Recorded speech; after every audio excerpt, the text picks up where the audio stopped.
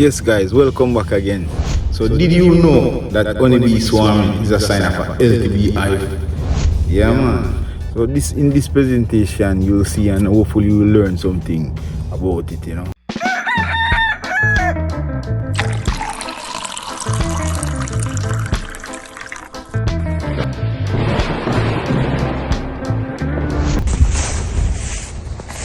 Look at this bundle of joy.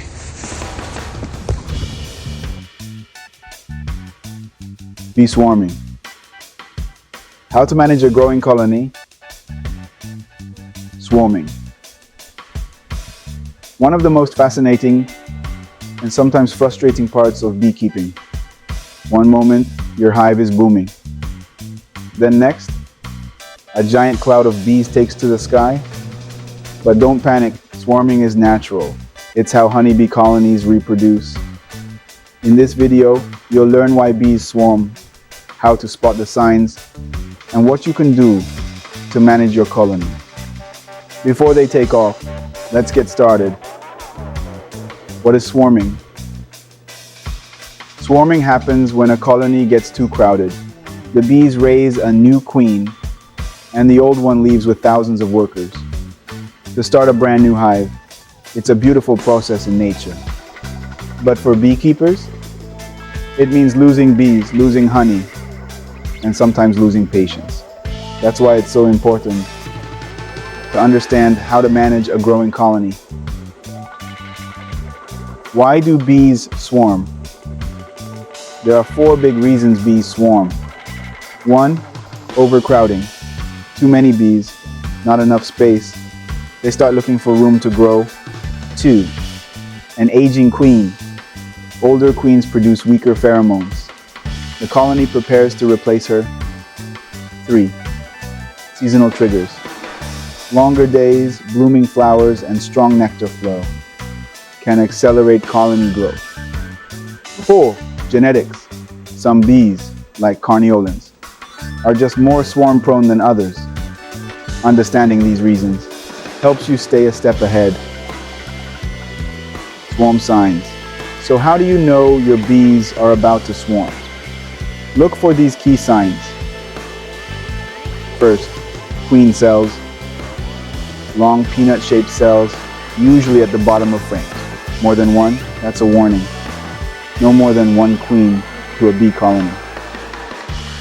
2, the queen stops laying eggs. She may be preparing to leave. 3, overcrowding. Bees clustering at the entrance or bearding outside on warm days. 4, hive temperament. Bees seem restless, loud, or edgy. Make it a habit to inspect your hives every 7 to 10 days in the spring. That's your best chance to catch it early.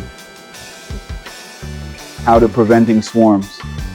Here are 5 ways to stop a swarm before it starts. Number 1, add more space. Add supers or brood boxes to give your bees room to expand. Number 2, reverse your boxes. If you use 2 deep brood boxes, swap their positions in early spring. Number 3, split your colony. Move a few frames of brood and bees into a new hive with a queen cell or a new queen. Now you have 2 happy colonies. Number 4, remove swarm cells. If your queen is still healthy, removing swarm cells can stop the process.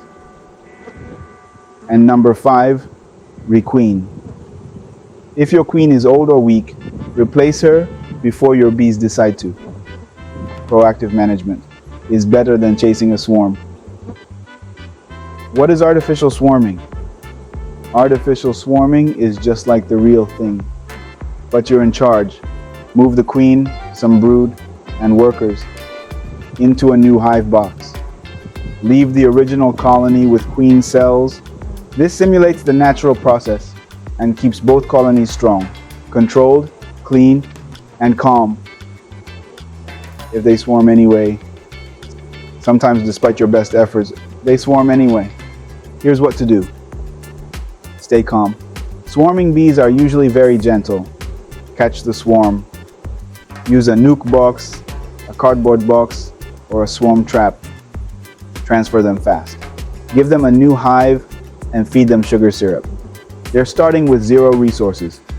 Always keep spare equipment ready during swarm season.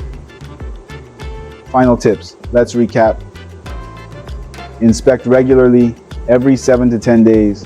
Add space early. Watch for queen cells. Split strong hives. Requeen aging queens. And always be ready for the unexpected. Swarming doesn't have to mean losing bees. With smart management, you can grow your apiary on your terms. Thanks for watching.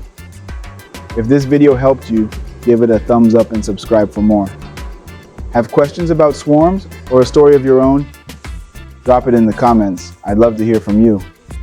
Until next time, stay calm, stay curious, and keep your bees buzzing. Blessings. Blessings. How to observe bees without disturbing them. Curious about bees, but not ready to open a hive. You don't need a beekeeping suit to experience the wonder of a colony.